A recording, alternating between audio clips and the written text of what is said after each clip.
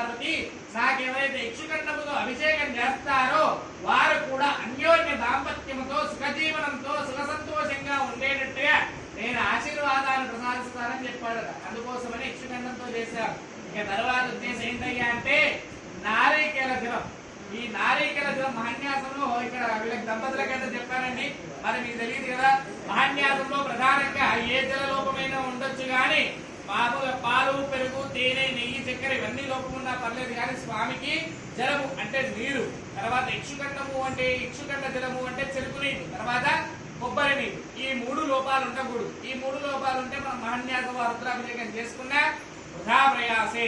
ఇక కొబ్బరి నీళ్ళ గురించి ఎందుకయ్యా, కొబ్బరి నీళ్ళతో ఎందుకు అభిషేకం చేస్తాము అంటే ఎవరైనా ఎంగిలి చేయనటువంటి నీరు అంటే ఎక్కడి నుంచి వస్తుంది? ఎంగిలి చేయనటువంటి ఫలము కొబ్బరికాయ.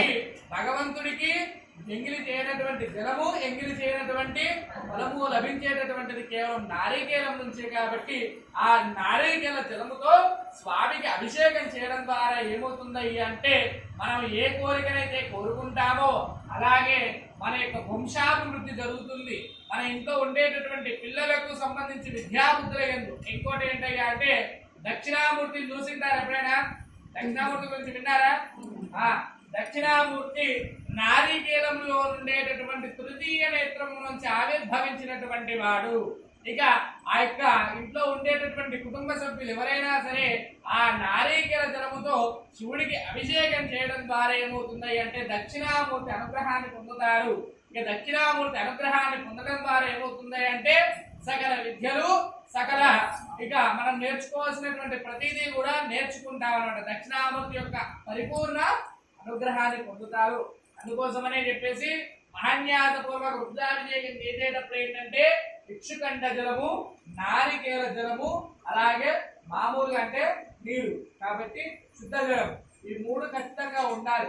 భగవంతుడికి అభిషేకంలో ద్రవ్యలోపం ఉన్నా పర్లేదు కానీ ఇవి మాత్రం లోపం అవ్వకూడదని మహాన్యాసంలో మనకు శివపురాణంలో ఉండేటటువంటిది.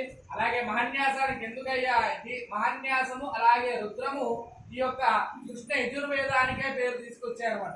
మనం ఏ కార్యక్రమాలు చేసినా ఏ పూజ చేసినా సరే కృష్ణ యజుర్వేదాన్ని పఠించి ఆ కార్యక్రమాన్ని తలపెడితేనే ఆ కార్యక్రమం అనేటటువంటిది దిగ్విజయమానంగా విజయవంతం చెందుతుందట. ఎందుకయ్యా అంటే ఆ యొక్క కృష్ణ యజుర్వేదంలో మహాన్యాసము అలాగే ఏముందయ్యా అంటే చెప్పండి, ఏముంది మీకు తెలీదా? తెలియదంటే ఏముంది తెలియదంటే కొంచెం నాకు ఆనందం అవుతాయి. తెలియదంటే చెప్దామనిపిస్తుంది. తెలీదా? సరే.